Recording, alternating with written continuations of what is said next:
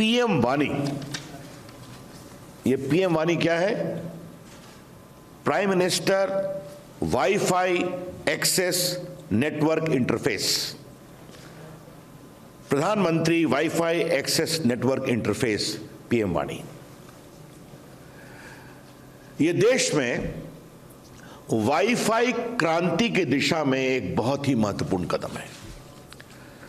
It is an extraordinary historic step to unleash a massive WiFi revolution in the country. अब ये कैसे काम करेगा ये आपको हम बताना चाहते हैं। सबसे पहले आप समझ गए कि ये पब्लिक वाईफाई सिस्टम काम करेगा, तो सबसे पहले हम एक पब्लिक डेटा ऑफिस खोलेंगे। ये पब्लिक डेटा ऑफिस के लिए ना कोई लाइसेंस है, ना कोई रजिस्ट्रेशन है, ना कोई फी है। जान लीजिए आप, no licence, no registration, no फी।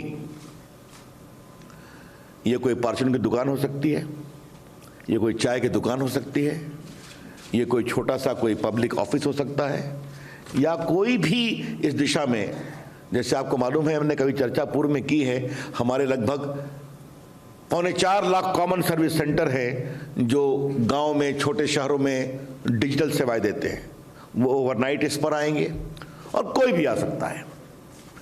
तो ये जो हमारे पब्लिक डेटा ऑफिस हैं, जिसको कहेंगे पीडीओ, ये स्वयं भी इंटरनेट सर्विस प्रोवाइडर से या बाकी से ले सकते हैं इंटरनेट की सुविधा। और एक दूसरा है public data aggregator. Public data aggregator, इनका काम क्या है? ये एग्रीगेट करेंगे और जो उनको ऑथराइजेशन है पीडीओ का, अकाउंटिंग है, इसकी ये चिंता करेंगे। तो पहला हुआ पीडीओ, पब्लिक डेटा ऑफिस, दूसरा है पब्लिक डेटा ऑफिस एग्रीगेटर, और तीसरा है ऐप प्रोवाइडर। ऐप प्रोवाइडर का काम क्या है कि आपको मालूम है कि भारत ऐप इकोनॉमी में दुनिया की नंबर 1 इकोनॉमी है। तो आप एक ऐप को डाउनलोड करिए जो अवेलेबल रहेगा ऐप स्टोर पे, उसका आपका ऑटोमेटिक डिजिटल ऑथेंटिकेशन होगा, और इसको हम ऐप स्टोर के अलावा अपने वेबसाइट पर भी रखेंगे, अखबार में विज्ञापन भी देंगे, इसका लिंकेज भी बताएंगे। तो एक बार आपके पास हो गया तो आप भारत में कहीं भी किसी ऐप स्टोर से, किसी पीडीओ से आप सीधा वाईफाई प्राप्त कर सकते हैं। और आपको वाईफाई का मतलब तो समझते ही हैं, उसके लिए वहाँ कोई मोबाइल की आवश्यकता नहीं है, कोई फिक्स लाइन की आवश्यकता नहीं है, सिर्फ लिंकेज होना चाहिए। आपको मालूम है भारत में लगभग 120 करोड़ मोबाइल फोन हैं, जिसमें लगभग 60 करोड़ स्मार्टफोन हैं। ये तो आपको मालूम ही है। तो जैसा प्रकाश जी ने बताया कि देश में, वो इन्होंने एक संख्या बताई है, मैं कोई टिप्पणी नहीं करूं, संख्या उससे आगे बढ़ सकती है। कि जिस तरह से याद होगा हमारे वरिष्ठ पत्रकारों को, एक समय जो पब्लिक कॉलिंग बूथ का सिस्टम आया था, उससे बड़ी क्रांति होगी कि गांव-गांव में वाईफाई अवेलेबल होगा। लाखों की संख्या में, करोड़ों की संख्या में लोग इसका उपयोग करेंगे, मोबाइल सब कुछ उपलब्ध रहेगा। तो ये एक बहुत बड़ी क्रांति है। पब्लिक डाटा ऑफिस के लिए no licence, no registration, no fee और कर देंगे। तो आप देख रहे हैं कि देश में हम इसको कितना लिबरलाइज कर रहे हैं, इस पूरी क्रांति को। ये आपको हम बताना चाहते हैं।